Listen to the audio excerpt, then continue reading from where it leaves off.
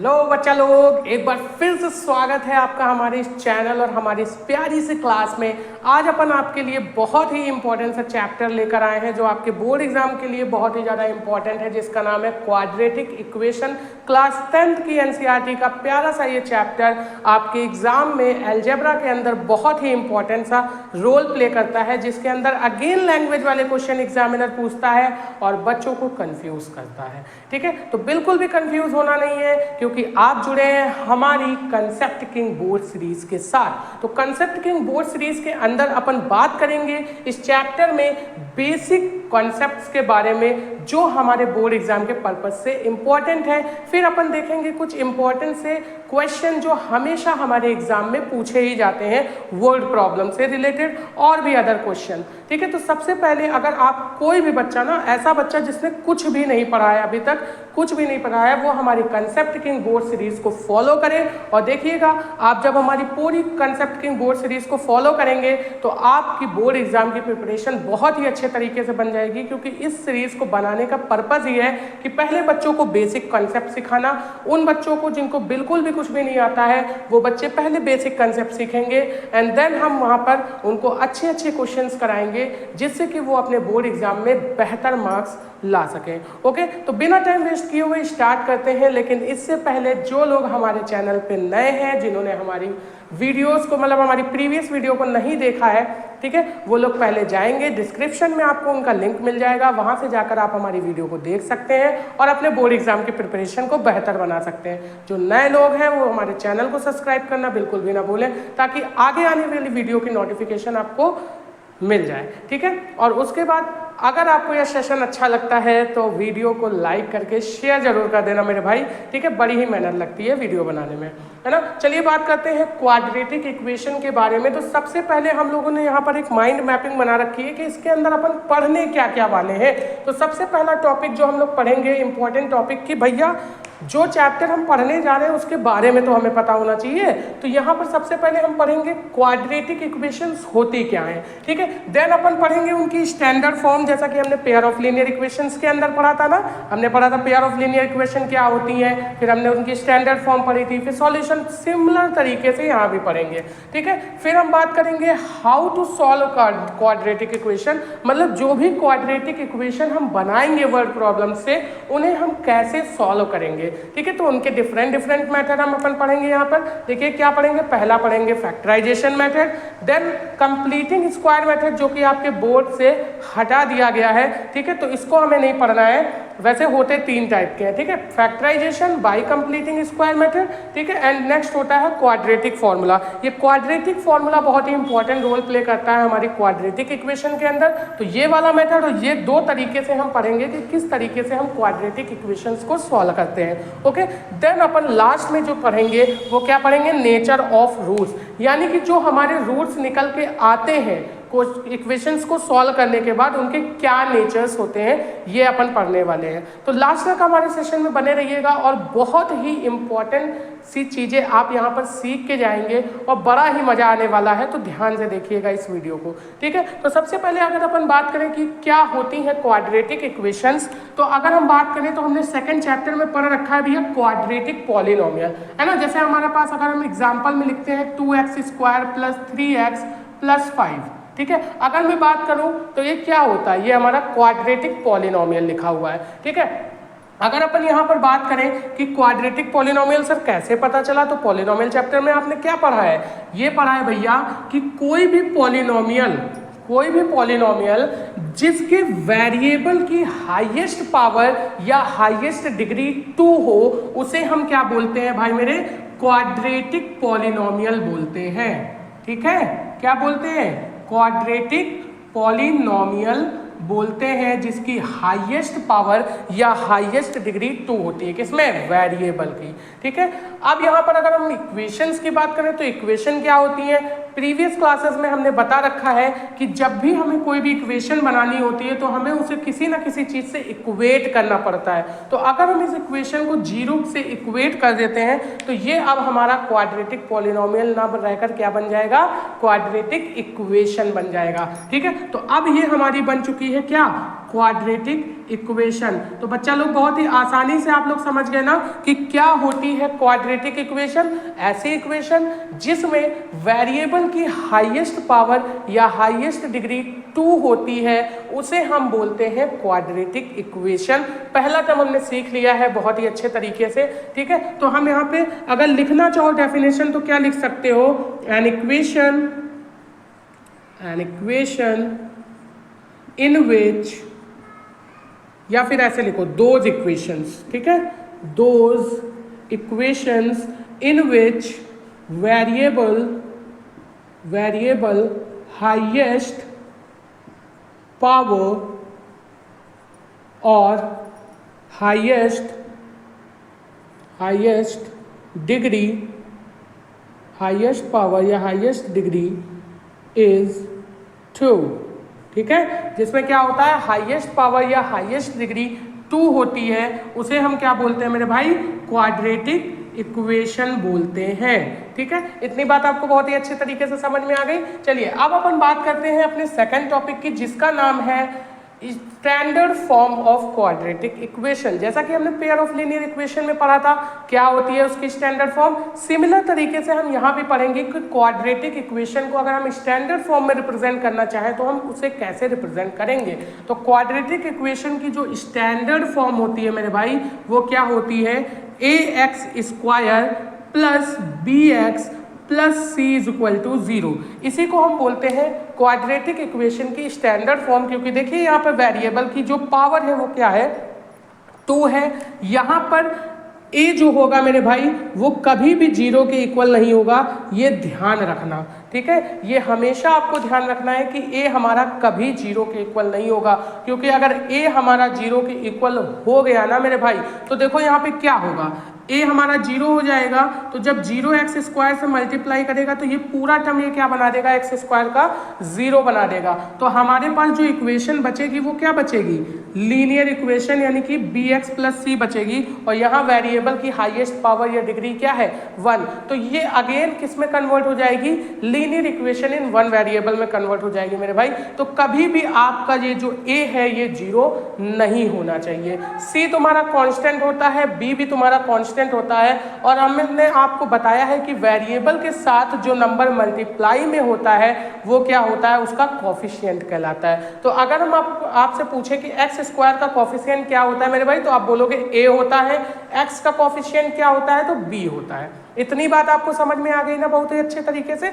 चलिए नेक्स्ट बढ़ते हैं सॉरी, देखिए नेक्स्ट पढ़ते हैं अपन, how to solve quadratic equation. अब देखिए अपन ने ये तो समझ लिया कि क्वाड्रेटिक इक्वेशन होती क्या है, क्वाड्रेटिक इक्वेशन की स्टैंडर्ड फॉर्म क्या होती है। अब अपन यहाँ पर समझने वाले हैं कि क्वाड्रेटिक इक्वेशन जो हम बनाएंगे वर्ड प्रॉब्लम्स से, ठीक है, उन क्वाड्रेटिक इक्वेशन को हम सॉल्व कैसे करेंगे। तो सॉल्यूशन के 3 तरीके होते हैं, जैसा कि मैंने आपको बताया। लेकिन यहाँ पर बाई फैक्टराइजेशन मेथड और क्वाड्रेटिक फॉर्मूला से हम लोग यहाँ पर चर्चा करेंगे, ठीक है। तो फैक्टराइजेशन मेथड में हम क्या करते हैं, इनके फैक्टर्स निकालते हैं, ठीक है। वो अभी हम लोग जब सॉल्यूशन पढ़ेंगे तब हम लोग पढ़ेंगे।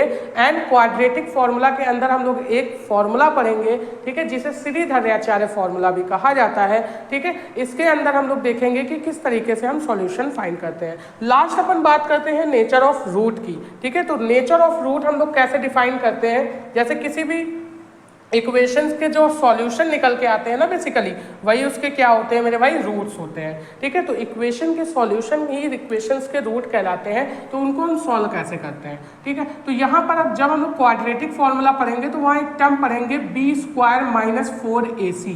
क्या पढ़ेंगे, b² - 4ac। अब यहाँ पर ये जो टर्म हम पढ़ रहे हैं ना, b² - 4ac, ये टर्म जो है यही हमें नेचर ऑफ रूट्स के बारे में बताएगा मेरे भाई। यहाँ पे देखिए, अगर b² - 4ac हमारा क्या है, ग्रेटर देन 0 है, क्या है, ग्रेटर देन 0 है, तो इसका मतलब इस इक्वेशन जो भी हमारी क्वाड्रेटिक इक्वेशन आएगी उसके रूट्स क्या होंगे, निकलेंगे। उसके रूट्स हम फाइंड कर सकते हैं, उसके सॉल्यूशन हम फाइंड कर सकते हैं। बट अगर हमारा b² - 4ac लेस देन 0 हो जाता है तो वहाँ पर किसी भी इक्वेशन के, किसी भी क्वाड्रेटिक इक्वेशन के कोई भी रूट्स हम फाइंड नहीं कर सकते हैं। यानी यहाँ पे आप क्या लिख सकते हो, नो रूट फाउंड। इसमें हमारे कोई भी रूट फाउंड नहीं होंगे जब ऐसी कंडीशन आ जाएगी। और इसमें क्या हो जाएगा, इसमें हमारे रूट मिलेंगे। ठीक है, तो we can find roots. Roots हमने अभी आपको बता रखा है क्या है, सॉल्यूशंस ही है इक्वेशन के, जो हम लोग उनको सॉल्व करके निकालेंगे। तो यहाँ पे आप रूट को सॉल्यूशंस भी बोल सकते हैं। ठीक है, अच्छा अब यहाँ पर ये जो हमने टर्म लिख रखा है ना b² - 4ac, इसी टर्म को हम किससे डिनोट कर देते हैं, कैपिटल D से, जिसे हम डिस्क्रिमिनेंट बोलते हैं और हिंदी में मेरे भाई विवितकर बोलते हैं इसे। ठीक है, विवितकर बोलते हैं, यानी हम क्या बोल सकते हैं। अच्छा एक कंडीशन और भी है, अगर यहाँ पे ग्रेटर देन और इक्वल भी आ जाएगा ना तब भी हमारे रूट्स मिलेंगे। ठीक है, लेकिन अगर लेस देन आएगा तो रूट्स नहीं मिलेंगे। अब देखिए ये जो d वाला टर्म है हमारा, ये हमें क्या बताता है कि अगर d की वैल्यू ग्रेटर देन 0 है, अगर d की वैल्यू ग्रेटर देन 0 है तो हमारे जो रूट मिलेंगे वो कैसे मिलेंगे, हमारे जो रूट मिलेंगे वो कैसे मिलेंगे, रियल एंड डिस्टिंक्ट। ठीक है, real and distinct root found. ठीक है, यहाँ पे हमें जो रूट्स मिलेंगे वो कैसे मिलेंगे, रियल होंगे और अलग अलग होंगे। ठीक है, अगर यहीं पे अगर हम बात करें ये जो डिस्क्रिमिनेंट है इसकी वैल्यू हमारी बराबर 0 के हो जाती है तब भी हमें रूट मिलेंगे। और कैसे रूट मिलेंगे, रियल रूट मिलेंगे एंड इक्वल मिलेंगे। ठीक है, जो रूट्स हमारे होंगे वो आपस में दोनों के दोनों रूट हमारे सेम होंगे या इक्वल होंगे और रियल रूट मिलेंगे। लेकिन अगर हम बात करें d की वैल्यू लेस देन 0 हो गई तो इस कंडीशन में हमें कोई भी रूट्स फाउंड नहीं होंगे, तो हम बोलेंगे नो रूट फाउंड। ठीक है, तो आपको समझ में आ गया, यही है हमारा नेचर ऑफ रूट मेरे भाई, और कुछ भी नहीं है। ठीक है, तो यहाँ पर एक टर्म अभी हम लोग क्वाड्रेटिक फॉर्मूला में पढ़ेंगे, b² - 4ac। ये b² - 4ac कहाँ से आता है, तो हमने पढ़ रखा है ना standard form ax² + bx + c = 0। तो यहाँ पर ये जो b होता है ना b², ये x का कोफिशिएंट होता है, a जो होता है वो x² का कोफिशिएंट होता है और c ये कांस्टेंट वैल्यू होती है। तो मेरे भाई समझ में आ गया आपको। चलिए अब हम लोग क्वेश्चंस के तरीके से पढ़ेंगे, मतलब क्वेश्चंस के माध्यम से ये देखेंगे कि हम लोग किस तरीके से क्वाड्रेटिक इक्वेशंस का फॉर्मेशन करते हैं। तो ये इंपॉर्टेंट से जो हमने आपको टर्म बताएं इनको आप अपनी कॉपी में नोट कर लीजिएगा, शॉर्ट नोट बना दीजिए ताकि आपको बोर्ड एग्जाम में इन्हें पढ़ने में हेल्प मिल सके। ओके, इसको नोट करिए, फिर बढ़ते हैं आगे। हाँ तो बच्चा लोग, कुछ वर्ड प्रॉब्लम को करने से पहले अपन यहाँ पर आपका एक छोटा सा टेस्ट लेने वाले हैं जिसमें एनसीईआरटी के ही आपको कुछ एक्सप्रेशंस दिए हुए हैं और आपको पहचानना है कि ये क्वाड्रेटिक इक्वेशन है या नहीं। और क्वाड्रेटिक इक्वेशन की पहचान कराना तो हमने आपको बहुत अच्छे से सिखा दिया है ना। क्या दिखाया मैंने आपको कि अगर कोई भी इक्वेशन आपकी इस फॉर्म में लिखी हुई है, ठीक है, तो वो हमारी क्वाड्रेटिक इक्वेशन होगी, यानी कि वहां पे वेरिएबल की हाईएस्ट डिग्री या हाईएस्ट पावर अगर 2 है किसी एक्सप्रेशन में तो वो हमारी क्वाड्रेटिक इक्वेशन होगी।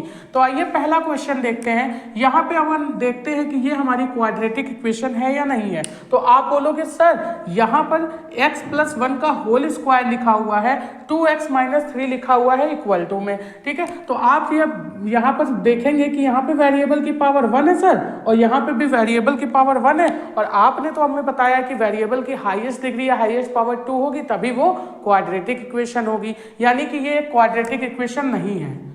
ये कहना आपके लिए बहुत ही ज्यादा गलत हो जाएगा मेरे भाई। क्यों गलत हो जाएगा? क्योंकि भैया अभी आपने क्या देखा, अभी आपने देखा यहाँ पर कि ये लगा हुआ है इसके ऊपर स्क्वायर। क्या लगा हुआ है? स्क्वायर। तो अभी आप इसे देखकर नहीं बता सकते कि ये क्वाड्रेटिक है या नहीं है, पहले इसे हमें क्या करना पड़ेगा? सॉल्व करना पड़ेगा। तो सॉल्व तो कीजिए इसको, तभी आप बता सकते हैं। तो देखिए यहाँ पे होल स्क्वायर लगा हुआ है, तो सबसे पहले अपन होल स्क्वायर को ओपन करेंगे और इसके लिए अपन ने 2 फॉर्मूले पढ़ रखे हैं बचपन में। क्या फॉर्मूले पढ़े हैं? a + b का होल स्क्वायर का फॉर्मूला आपने पढ़ा है, क्या होता है? a² + b² प्लस का 2ab। ठीक है, और दूसरा फॉर्मूला अपन ने पढ़ रखा है इसी का, a - b का होल स्क्वायर। ठीक है, ये क्या होता है? a² प्लस बी स्क्वायर, बाकी सब कुछ सेम रहता है, बस क्या हो जाता है यहाँ पे माइनस आ जाता है 2ab। ठीक है, तो ये फॉर्मूले आपने बचपन में पढ़ रखे होंगे, बस इन्हीं फॉर्मूले का यूज करके हम इसको क्या करेंगे, सॉल्व करेंगे। चलिए सॉल्व करते हैं। पहले हम x प्लस 1 का होल स्क्वायर खोलेंगे, तो यहाँ पे a की जगह पर है x और b की जगह पर क्या है 1। तो जब हम a का स्क्वायर करेंगे, a प्लस b का होल स्क्वायर क्या होता है, a स्क्वायर, यानी a की जगह हम करेंगे x का स्क्वायर प्लस 1, b की जगह क्या है 1, तो हम करेंगे 1 का स्क्वायर यानी 1 ही आ जाएगा, कोई समस्या यहाँ पे। और फिर क्या होता है 2 इंटू a क्या है हमारा x और इंटू b की जगह क्या है 1। ठीक है, तो ये हमारा होल स्क्वायर खुल गया। उसके बाद इक्वल टू में क्या लगा हुआ है यहाँ पे 2x माइनस का 3। ठीक है, अब अपन इसको थोड़ा सा और सॉल्व करते हैं, देखते हैं एक्स स्क्वायर प्लस इसको जब देखेंगे तो ये हो जाएगा 2x और प्लस का 1 इज इक्वल टू में 2x माइनस का 3। यहाँ पे कोई समस्या आपको? ठीक है, चलिए अब आप देखते हैं कि इक्वल के बाहर अगर मतलब कि इक्वल के दोनों तरफ अगर ये जो नंबर्स हैं अगर सेम नंबर आपको मिल जाते हैं और सेम साइन के नंबर मिल जाते हैं तो आप उन्हें एज इट इज कैंसिल कर सकते हो। अगर आपको ये चीज भी नहीं समझ में आ रही है तो बिल्कुल भी घबराने की जरूरत नहीं है। ठीक है, एकदम घबराने की जरूरत नहीं, क्योंकि अपन बेसिक से सिखाएंगे, उन सभी बच्चों को सिखाएंगे जिन्हें कुछ नहीं आता। आपको इतना तो पता है ना कि बॉर्डर से जब हम किसी भी नंबर को इधर लाते हैं, ये इक्वल क्या होता है, बॉर्डर। ठीक है, और जैसे ही हम बॉर्डर से किसी भी साइन को इधर लेकर आते हैं, यानी इक्वल के साइन से किसी भी एक्सप्रेशन को इधर लेकर आते हैं या इधर लेकर जाते हैं, तो उनकी जो साइन होते हैं वो चेंज हो जाते हैं। तो यहाँ पर देखिए, इसको ऐसे ही रखेंगे x square plus 2x plus 1। ठीक है, और इसको जब इधर लेकर आएंगे तो ये प्लस का 2x माइनस का 2x हो जाएगा, और ये माइनस का 3 जब इधर आएगा तो प्लस का 3 हो जाएगा, क्योंकि हमें इस फॉर्मेट में बनाना। और इक्वल में क्या बचेगा, 0 बच जाएगा। अब देखिए यहाँ पे एक्स स्क्वायर, ये देखिए 2x से 2x सब्ट्रैक्ट होकर 0 बन जाएगा, यानी ये कैंसिल हो जाएगा। अब देखिए ये एक्स स्क्वायर हुआ, अब ये वाला प्लस का 3 और ये वाला प्लस का 1 ऐड होके क्या आ जाएगा 4, यानी x square plus 4 is equal to 0। अब देखिए यहाँ पर ये वेरिएबल की हाईएस्ट पावर या हाईएस्ट डिग्री 2 हो चुकी है, यानी ये एक्सप्रेशन हमारा एक क्वाड्रेटिक इक्वेशन है। यानी हम क्या बोलेंगे, yes it is a quadratic equation. ठीक है, हम क्या बोलेंगे कि ये हमारी एक क्वाड्रेटिक इक्वेशन है। सिमिलरली हम लोग क्या करेंगे, सेकंड क्वेश्चन जो हमारा एक्सप्रेशन दिया हुआ है इसे अपन चेक करते हैं कि ये क्वाड्रेटिक है या नहीं है। तो जल्दी से कमेंट बॉक्स में इसका आंसर दीजिए कि ये क्वाड्रेटिक है या नहीं है, हम जल्दी से सॉल्व करते हैं इसे। तो x माइनस 2 x प्लस 1, ठीक है, इक्वल टू में x माइनस 1 और x प्लस 3 अपन को दिया हुआ है। तो इस तरीके से जब हमें दिया होता है तो हम क्या करते हैं, पहला इसका मल्टीप्लाई इससे करते हैं, फिर इसका मल्टीप्लाई इससे करते हैं, अगेन इसका मल्टीप्लाई इससे, एंड देन इसका इससे मल्टीप्लाई। इस तरीके से अपन सॉल्व करते हैं। तो देखिए जब x का मल्टीप्लाई x से होगा तो यहाँ पे x स्क्वायर हो जाएगा।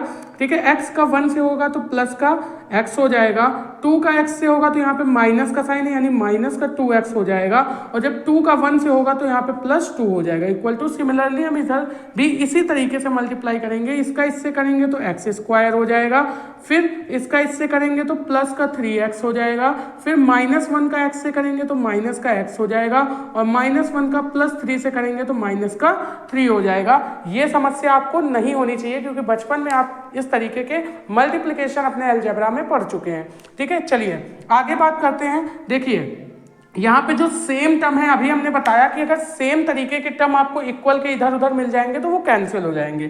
देखिए यहाँ पे भी प्लस का एक्स स्क्वायर है और इसको इक्वल के इधर भी प्लस का एक्स स्क्वायर है, कैंसिल हो गया। कोई समस्या आपको? कोई भी समस्या नहीं। लेकिन ये भी देखिएगा साइन सेम होने चाहिए। अब देखिए यहाँ जैसे प्लस का एक्स है, यहाँ माइनस का एक्स है, ये कैंसिल नहीं होगा। ठीक है, तो इसको हम अब सॉल्व कर लेते हैं। तो यहाँ पे देखिए इन सारे टर्म को उठा के हम इधर लेकर आते हैं। तो ये हमारा प्लस का x ऐसे रहेगा, माइनस का 2x ऐसे रहेगा, प्लस का 2 ऐसे रहेगा। अब इसको उठा के इधर लेके आओ तो ये प्लस का 3x से इधर आएगा, हो जाएगा माइनस का 3x। ठीक है, ये प्लस का x से इधर आके सॉरी माइनस का x से इधर आके प्लस का x हो जाएगा, ये माइनस का 3 है इधर आके प्लस का 3 हो जाएगा, और इक्वल टू में आपके पास क्या बच जाएगा भाई मेरे, 0 बच जाएगा।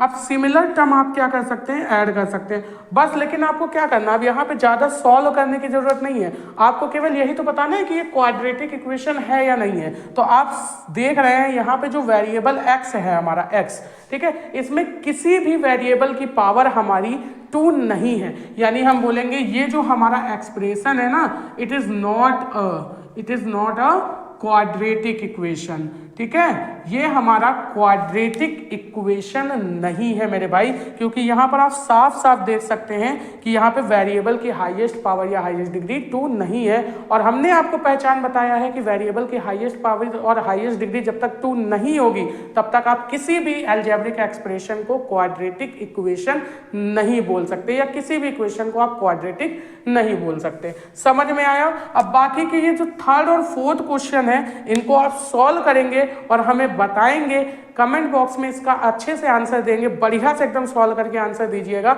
एकदम करेक्ट आंसर दीजिएगा। ठीक है, अगर कोई भी क्वेरी हो तो आप हमसे कमेंट में पूछ सकते हैं।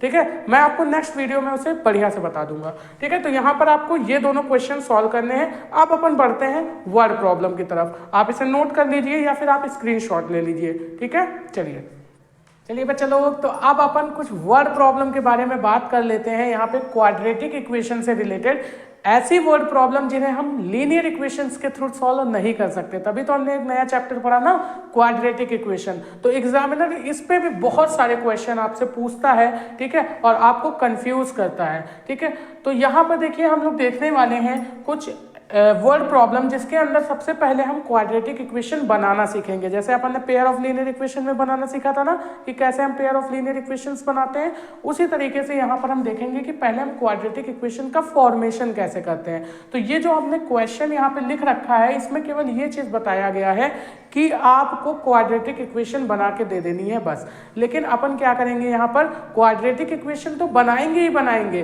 साथ ही हम आपको इसका सॉल्यूशन भी करके दिखाएंगे बाय फैक्टराइजेशन मेथड। ठीक है, कि फैक्टराइजेशन मेथड का यूज करके हम किस तरीके से इसका सॉल्यूशन फाइंड आउट कर सकते हैं। ठीक है, तो यहाँ पे देखिए क्वेश्चन पढ़ते हैं। क्वेश्चन क्या दिया हुआ है, represent the following situation in the form of quadratic equation. आपको एक सिचुएशन दी हुई है, इसे आपको क्वाड्रेटिक इक्वेशन के फॉर्म में क्या करना है, रिप्रेजेंट करना है। चलिए प्रॉब्लम पढ़ते हैं क्या है।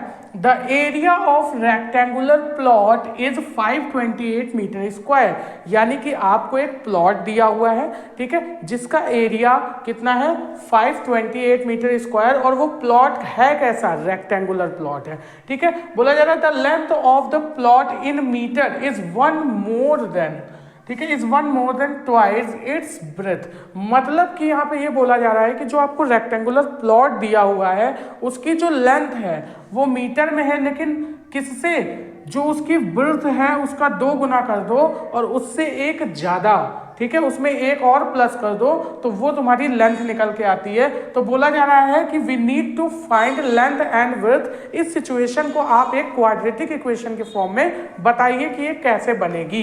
ठीक है, तो जब भी हमने आपसे क्या बोला है, आपसे मैंने पहले भी बता रखा है अपनी कंसेप्ट किंग बोर्ड सीरीज के अंदर जो अपन pair of linear equation in 2 variable पढ़ा है, उसमें भी हमने आपको वर्ड प्रॉब्लम करते समय ये बात बता रखी है कि जो चीज आपसे पूछा जाए उसी को आपको लेट करना है। जो चीज आपसे पूछा जाए उसी को लेट करना है। बस वर्ड प्रॉब्लम को सॉल्व करने का यही एक सिंपल सा तरीका है, यही एक छोटी सी बात है जो आपको हर एक वर्ड प्रॉब्लम में ध्यान रखनी है कि जो आपसे पूछा जाए वही आप लेट करोगे। हमें फाइंड करने की जरूरत क्या पड़ रही है कि भैया उसकी लेंथ बता दो और उसकी विड्थ बता दो, अगर उसका एरिया इतना है तो। ठीक है, और ये एक सिचुएशन हमें दी रखी है कि उसकी जो विड्थ है उसकी 2 गुने से एक ज्यादा उसकी लेंथ है। ठीक है, तो सबसे पहले हम क्या सपोज करेंगे, यहाँ पे देखिए लेट क्या करना है, हमें यही ध्यान देना होता है और बच्चे यही चीज में कंफ्यूज होते हैं सबसे ज्यादा कि भैया लेट क्या करें। तो लेट वही करना है जो आपसे पूछा जाए। तो आपसे लेंथ और विड्थ पूछी जा रही है तो हम क्या करेंगे, let the width of the breadth of rectangular plot, ठीक है, rectangular plot is equal to या फिर बी एक्स। हमने क्या मान लिया कि जो हमारा रेक्टेंगुलर प्लॉट की जो विड्थ है वो एक्स है। अब यहाँ पे देखिए क्या बोला जा रहा है, अकॉर्डिंग टू क्वेश्चन। हम यहाँ पे क्वेश्चन के अकॉर्डिंग क्या बोलेंगे कि यहाँ पर जो लेंथ है वो हमें क्या दी है, 1 more than twice of width. तो यहाँ पे हम बोलेंगे according to question the length of rectangular plot, ठीक है, इज इक्वल टू क्या हो जाएगी भैया, विड्थ का 2 टाइम करो। देखो विड्थ है हमारी x, इसका हमने 2 टाइम किया और इसमें एक ज्यादा कर दो, क्या बोला, 1 मोर देन। ठीक है। तो इसमें एक प्लस कर दो, इतने मीटर हमारी क्या आ गई, लेंथ आ गई, और इतने मीटर हमारी विड्थ है भाई मेरे, ये मैंने सपोज कर लिया।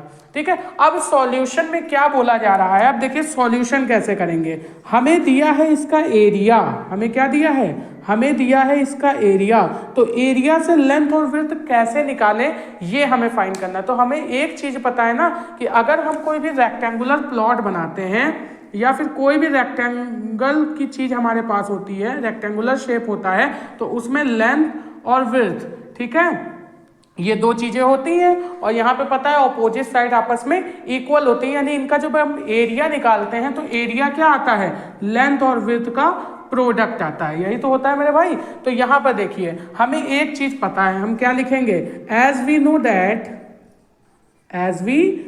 दैट एरिया ऑफ रेक्टेंगल, ठीक है, एरिया ऑफ रेक्टेंगल क्या होता है, तो मेरे भाई लेंथ होता है और इनटू विड्थ होता है, ठीक है, लेंथ इंटू ब्रेथ होता है, और ये लेंथ इंटू ब्रेथ हमारा एरिया बनाता है, जिसकी वैल्यू हमें क्या दी है, 528। तो हम बोलेंगे एरिया ऑफ रेक्टेंगल हमें 528 मीटर स्क्वायर दिया है, और ये बराबर होगा हमारी लेंथ इंटू ब्रेथ के। यहां तक आपको कोई समस्या नहीं। अब देखिए आपको क्या करना है, कुछ नहीं करना है, आपने लेंथ क्या मानी है 2x+1, ब्रेथ क्या मानी है x, ठीक है। तो इन दोनों वैल्यूज को आप क्या करोगे, इसके अंदर पुट कर दोगे, तो आप क्या बोलोगे यहाँ पे, put value of length and width breadth in formula, ठीक है, जो हमने फॉर्मूला लिखा है एरिया का, इसमें अपन पुट करेंगे। तो देखिए क्या आएगा, हमारी 528 इज इक्वल टू में लेंथ हमारी x है, ठीक है, इनटू में, सॉरी लेंथ नहीं है ये विड्थ है, लेंथ हमारी कितनी है भाई 2x+1 है, और इनटू में विड्थ हमारी कितनी है x है। जब अपन इसको सॉल्व करेंगे तो हमारी एक क्वाड्रेटिक इक्वेशन बनेगी। आइए देखते हैं क्या क्वाड्रेटिक इक्वेशन बनने वाली है, इधर ध्यान से देखिएगा आपको, ठीक है। तो जब x का अंदर मल्टीप्लाई होगा तो इसमें भी होगा और 1 में भी होगा, तो जब x का 2x से मल्टीप्लाई करेंगे तो यहाँ पे आ जाएगा 2x², ठीक है, और x का 1 से करेंगे तो आ जाएगा प्लस का x, और इक्वल में हमारा क्या है भाई मेरे 528 मीटर स्क्वायर, ठीक है, ये हमारा रखा हुआ है। तो देखिए ये हमारी एक क्वाड्रेटिक इक्वेशन बन गई। अब अगर हम लोग ध्यान से देखें तो 2x² प्लस का यहाँ पे कितना हो जाएगा x माइनस का 528 इज इक्वल टू में 0, ये हमारी देखिए एक स्टैंडर्ड फॉर्म में क्या हो गई, कन्वर्ट हो गई। देखिए यहाँ पे वेरिएबल की हाईएस्ट पावर और डिग्री 2 भी है, तो ये हमारी एक क्वाड्रेटिक इक्वेशन बन गई। अब इससे हम किस तरीके से लेंथ और विड्थ निकालेंगे ये अपन देखने वाले हैं, ठीक है। तो यहाँ तक हमने क्या कर लिया है, क्वाड्रेटिक इक्वेशन कैसे वर्ड प्रॉब्लम से बनाएंगे ये अपन ने सीख लिया है। अब देखते हैं इसी इक्वेशन को हम बाय फैक्टराइजेशन मेथड कैसे सॉल्व करते हैं, पहले आप इसको नोट कर लीजिए, ओके। तो बच्चा लोग देखते हैं कि हम अब किस तरीके से इस इक्वेशन को बाय फैक्टराइजेशन मेथड सॉल्व करने वाले हैं, ठीक है। तो देखिए बड़ा ही मजा आने वाला है इसमें। देखिए कुछ स्टेप्स आपको बताएंगे, वो स्टेप आपको ध्यान रखने हैं। हमारी इक्वेशन क्या थी, यहाँ पे हमारी इक्वेशन ये थी 2x² प्लस x माइनस का 528 इज इक्वल टू में 0, ये इक्वेशन हमारी बन के आई थी। यहाँ से हमको लेंथ और विड्थ फाइंड करनी है, तो इससे हम किस तरीके से फैक्टराइजेशन मेथड का यूज करके हम यहाँ पर लेंथ और विड्थ फाइंड करेंगे। तो कुछ स्टेप्स हैं हमारे। पहले स्टेप्स में आपको क्या करना है, स्टेप फर्स्ट, ये स्टेप आप लोग नोट कर लीजिएगा, अपने शॉर्ट नोट बना लीजिएगा, ताकि प्रिपरेशन करते समय आप आसानी से इनको याद कर सके, ठीक है, और अपने क्वेश्चंस को आसानी से सॉल्व कर सके। तो देखिए स्टेप फर्स्ट में आपको क्या करना होता है कि ये जो x का कोफिशिएंट होता है ना, इसे आपको मल्टीप्लाई करना होता है c से। यानी हम शॉर्ट में लिखें तो क्या लिख सकते हैं, a का मल्टीप्लाई होता है c से। a क्या होता है मैंने बता दिया आपको, क्या होता है x² का कोफिशिएंट, और c क्या होता है हमारा कांस्टेंट नंबर। आप एक साइड में यहाँ पे लिख भी लीजिएगा, ठीक है, ताकि आपको कोई भी कंफ्यूजन ना हो। ये इसकी स्टैंडर्ड फॉर्म होती है ना, तो यहाँ पर a क्या होता है x² का कोफिशिएंट, और b क्या होता है तुम्हारा x का कोफिशिएंट, और c क्या होता है तुम्हारा कांस्टेंट नंबर। तो स्टेप फर्स्ट में हम क्या करेंगे, a और c को मल्टीप्लाई करेंगे, ठीक है। इतनी बात आपको समझ में आ गई। तो a और c का जो भी मल्टीप्लीकेशन आएगा, सपोज दैट ac, ठीक है, इसके हम ऐसे फैक्टर्स करेंगे कि हमारा क्या हो, मल्टीप्लाई करने पर तो यही नंबर आए, लेकिन ऐड या सब्ट्रैक्ट करने पर हमारा b आए। b आने का मतलब x का कोफिशिएंट आए। इतनी बात आपको समझ में आ रही है। हमने क्या बताया, फिर से सुनिए, इन दोनों को फर्स्ट स्टेप में मल्टीप्लाई करेंगे। स्टेप नंबर सेकंड में हम क्या करेंगे, स्टेप नंबर सेकंड में हम क्या करेंगे, फैक्टराइज करेंगे। फैक्टराइज इन द सेंस हमने क्या बोला कि इनको, ये जो हमारा प्रोडक्ट आया, इस प्रोडक्ट को हम ऐसे दो फैक्टर्स में तोड़ेंगे जिनको ऐड या सब्ट्रैक्ट करने पे 1 आए और मल्टीप्लाई करने पर 528 आए। तो सबसे पहले हम इनका मल्टीप्लाई करते हैं। तो ए और सी का मल्टीप्लाई जब अपन करेंगे तो क्या आएगा हमारा 1056 आएगा। देखिए 2 8 जा 16 होगा, 2 2 जा 415 होगा और 2 5 जा 10 होगा। ठीक है, तो 1056 हमारा ये प्रोडक्ट आ गया। अब इस 1056 के अपन को ऐसे दो फैक्टर्स करने हैं जिसको ऐड या सब्ट्रैक्ट करने पर हमारा क्या है 1 आए, या फिर हम बोलेंगे कि प्रोडक्ट करने पर हमारा क्या है ये आए। ठीक है, तो दोनों कंडीशंस हमारी फुलफिल होनी चाहिए। अब देखिए ऐड करने पे आए या सब्ट्रैक्ट करने पे आए, ये बच्चे बहुत ज्यादा कंफ्यूज हो जाते हैं। तो हम लोग देखते हैं ये वाले साइन को। ठीक है, ये जो कांस्टेंट नंबर से पहले साइन लगा होता है ना, यही साइन को हम लोग देखते हैं कि अगर ये माइनस में होगा तो माइनस करने पर हमारा आना चाहिए। ठीक है 1, या फिर अगर हमारा ये प्लस होगा तो हमें कुछ ऐसे नंबर चूज करने होंगे कि प्लस करने पे बनाए। ठीक है, तो ये सारी चीजें आपको ध्यान रखनी है। चलिए पहले फैक्टर निकालते हैं। फैक्टर्स में क्या आएगा भैया 1056 के जब अपन फैक्टर निकालेंगे तो सबसे पहले 2 से कट करेंगे। 2 से ये जाएगा 2 5 जा 10 मेरे भाई, फिर 2 2 जा 4 हो जाएगा और 2 8 जा 16 हो जाएगा, कोई समस्या। फिर 2 से काटेंगे तो 2 2 जा 4 हो जाएगा, 2 6 जा 12 हो जाएगा और 2 4 जा 8 हो जाएगा। अगेन अपन 2 से काटेंगे तो क्या आएगा 2 1 जा 2, 2 3 जा 6 आएगा मेरे भाई, और यहां से कितना हो जाएगा 2 2 जा 4 हो जाएगा। फिर से अपन काटेंगे तो कितना आ जाएगा 2 6 जा 12 हो जाएगा और 2 6 जा 12 हो जाएगा अगेन। फिर अपन कट करेंगे 2 से तो 2 3 जा 6 हो जाएगा एंड 2 3 जा 6 हो जाएगा। यहां तक अपन, अब कोई दिक्कत है? कोई दिक्कत नहीं। चलिए आगे बढ़ते हैं। फिर अपन काटेंगे यहां से किससे 3 से। 3 से जब डिवाइड करेंगे तो 3 1 जा 3, 3 1 जा 3। अब बचा 11 हमारे पास, और 11 हमारा एक कैसा नंबर होता है, प्राइम नंबर होता है, तो वो केवल 11 से ही कटेगा। तो ये हो गया 11। अब देखिए यहाँ पर हमको उसको ऐसे प्रोडक्ट करने कि भैया सब्ट्रैक्ट करने पे बनाना चाहिए। तो देखिए इनको पहले हम क्या कर लेते हैं प्रोडक्ट, 2 2 जा 4, 4 2 जा 8, 8 2 जा 16 और 16 2 जा 32, और 11 और 3 का जब प्रोडक्ट करेंगे तो कितना आएगा 33। यानी हमारे पास जो प्रोडक्ट निकल के आए दो फैक्टर, वो क्या निकल के आए 33 एंड 32। ठीक है, यानी कि हमें क्या करना है कि जो हमारे प्रोडक्ट यहाँ पे निकल के आए हैं, जो फैक्टर्स निकल के आए हैं, वहां पे हमारा क्या होना चाहिए, ये प्रोडक्ट आने चाहिए। देखिए इन दोनों को मल्टीप्लाई करेंगे तो 1056 आएगा।